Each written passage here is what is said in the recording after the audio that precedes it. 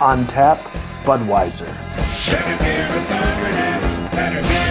Hi, I'm James Knott, and this is your Better Beer Authority. Today we are tasting a very popular beer, Budweiser. Craft beer nerds love to hate this corporate giant, but does it really taste that bad? We'll find out in a blind taste test. Budweiser is brewed by Anheuser Busch of St. Louis, Missouri, which was bought by InBev in 2008. Adolphus Busch first sold this pale lager in America in 1876. It is 5% ABV and has 145 calories per 12-ounce can. It is the second best-selling beer in America after Bud Light. There is a Budweiser brewery here in Columbus, Ohio, so this beer did not have to travel far. They use 2-row and 6-row barley along with rice to brew this beer. It is lagered for 3 weeks and then aged with beechwood.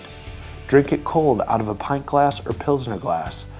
It's time for the blind taste test. Ryan, can you describe, is there any aromas coming out of this beer? I'm getting a little bit of kind of a soft sweetness, a little bit of graininess, nothing really to speak of in terms of hop aroma. Joby, how would you describe this beer overall? You know, James, it's kind of a blah beer. Not very tasteful, nothing really sticks out. You know, on the back side of the taste, I get a little bit of banana. I'm not sure if that's in anybody else's palate, but some kind of or something. Yeah, something that's, you know, way deep down in there. But that's just about all I get. I mean, it's very clear, kind of bubbly. Shaped like a banana. Shaped like a banana. I think that's the glass, but. I mean, Scott, what kind of flavors are you getting? Corn. Corn? Maybe it's because I'm from Iowa. I'm not sure. But no, it tastes adjunct-y. I don't know. It's seems like an adjunct lager. I don't know, something.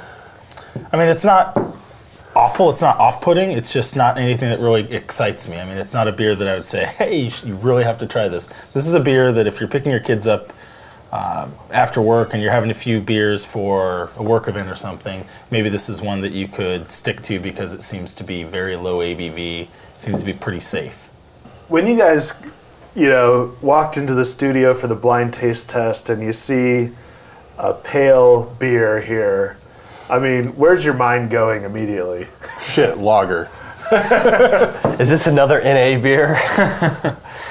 Yeah, I wouldn't be surprised. I don't know. I can't tell with this one. If it's not an NA beer, then it's a 2% beer. I got a feeling it's one of the better known beers, but you know, for everything that we've been doing lately, it's not going to sit well with the beer nerd nation out there that, you know, kind of watches our show. Probably more appealing to Joe Six-Pack that gets off work, gets a six-pack, and drinks them at home. Ryan, what's your rating? I'm at a 5 on it.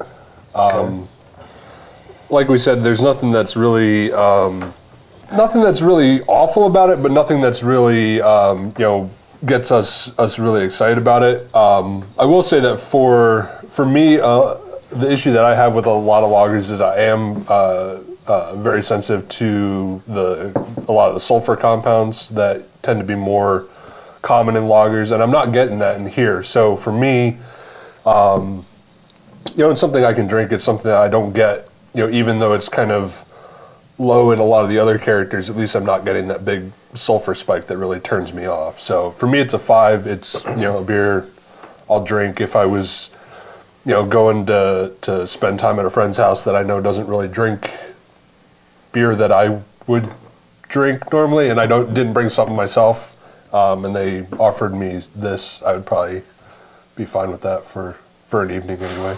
Is there any beer that you wouldn't be fine with for an evening, though? Yeah, probably. Free beer? It's the only beer that's available. Well, there's I guess if it's free beer, I'll always drink at least one, but yeah. Joby? I'm at a 5 too, James. You know, if this is all was available, I would drink it. But I like to put it as, you know, if there's a cooler beer and there was multiple other options and then this, I would definitely drink the multiple other options until this was the only one available, and then I would go to this. I would rate this beer probably a 5 as well. And I have a little bit of a cold as well, so I'm not sure that I'm tasting everything the way I should. But, I mean, it's fine. I could drink a lot of these in the same situation that Ryan was talking about. If it's the only beer that's available, I'm going to drink this. But, I mean, my palate's changed. I mean, if I have a Miller Lite beside a Sierra Nevada or a Dogfish Head, 100% of the time I'm going to take the Dogfish Head or Sierra Nevada if it's not a wholehearted session time. If I'm at a baseball game or if I'm at a football game, probably going to shift over to something that's a little bit lighter. But if I'm just having one or two, it's always going to be something that has a little bit more flavor for me. So a 5. Well, let's not beat around the bush. It's the #2 selling beer in America. It was carried here by Clydesdales. Budweiser, the king of beers. Yeah. Budweiser. Limited edition Major League Baseball cans. Like, oh, I don't even get a catch. What am I, the punter? You would be the punter. The punter for baseball. That doesn't surprise me. I mean, Budweiser has been one beer that I've never been a fan of. Yeah.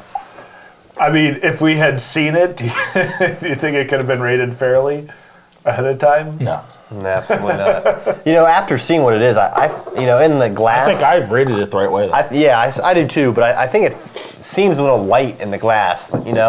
We've always drank, well, not always, but back in the day when I did drink Budweiser, we'd call it a meal in a can because you had one or two of these and you were full. But I remember it as being meatier, Which is funny because this is a 5% beer. I think 5 flat, if I'm not mistaken. Yeah, And that's what the can says. It's all relative compared Does to it say?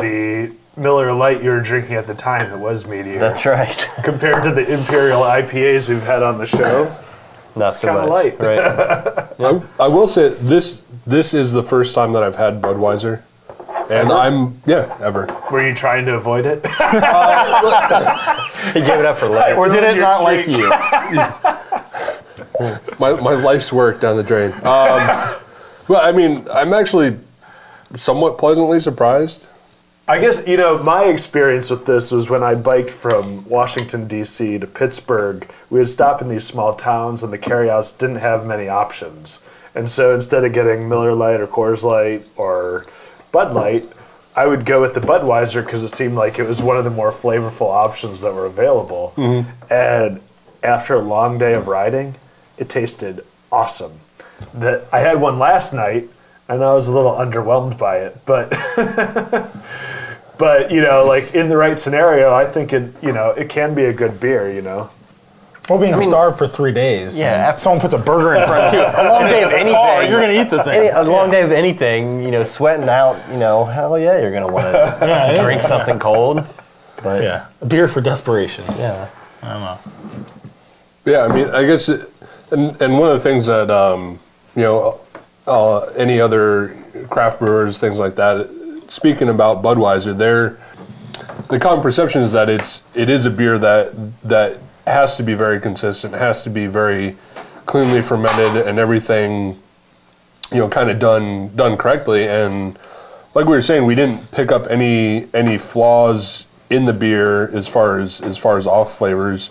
I mean, Scott was picking up on the use of adjuncts there, and I guess depending on your perspective, rice. that's Rice. Yeah. Makes it even better. yeah. But yeah, I mean,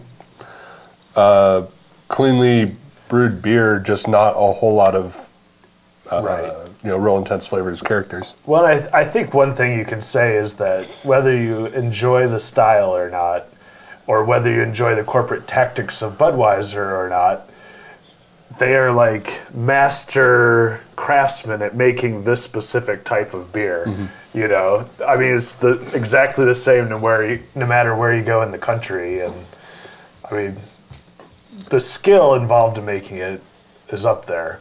Budweiser blind taste test 5.0 on the BBA scale. That's what we think. Let us know what you think in the comments section.